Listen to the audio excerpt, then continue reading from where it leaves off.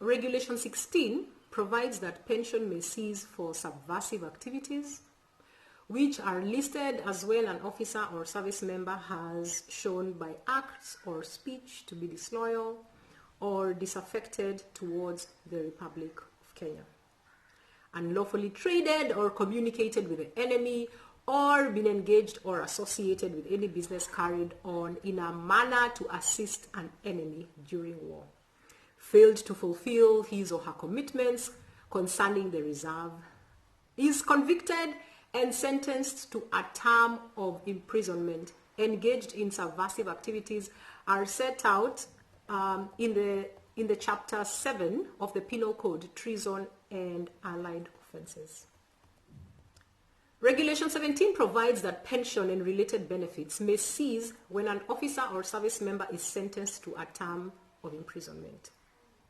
The defense counsel is allowed to direct all or any part of the pension, gratuity, or any other allowance to be paid to or for the benefit of his wife or her husband, children, or other dependents. It may also be restored upon presidential pardon.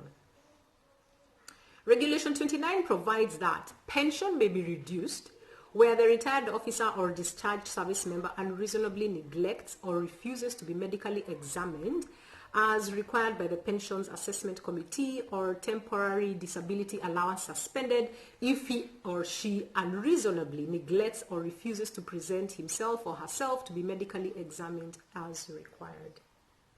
Or gratuity disability pension or temporary disability pension may be reduced not exceeding 1/2 if he or she unreasonably refuses or neglects to receive approved treatment or approved institutional treatment,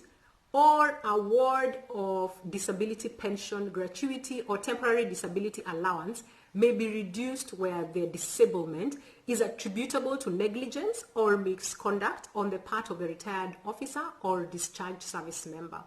Or pension, gratuity, or allowances may be reduced where a compensation is paid by a third party responsible for acts, omission, or circumstances causing injury or death to an officer or service member. Regulation 30 provides that an award may be reviewed by variation,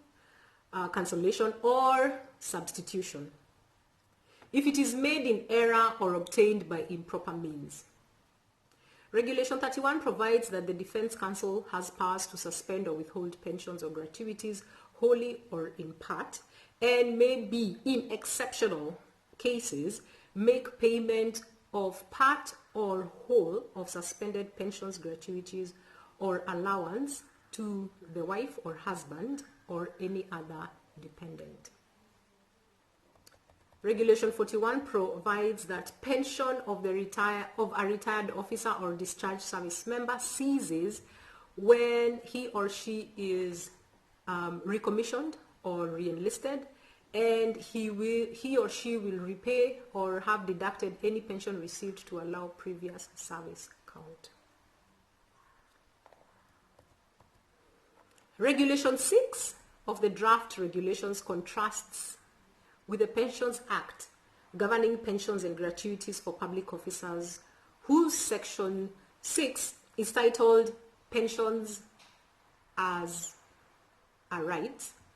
and states in subsection 1 that every officer shall have an absolute right to pension and gratuity. The denial of pension as right must therefore be peculiar to the Kenya Defence Forces. It is discriminatory.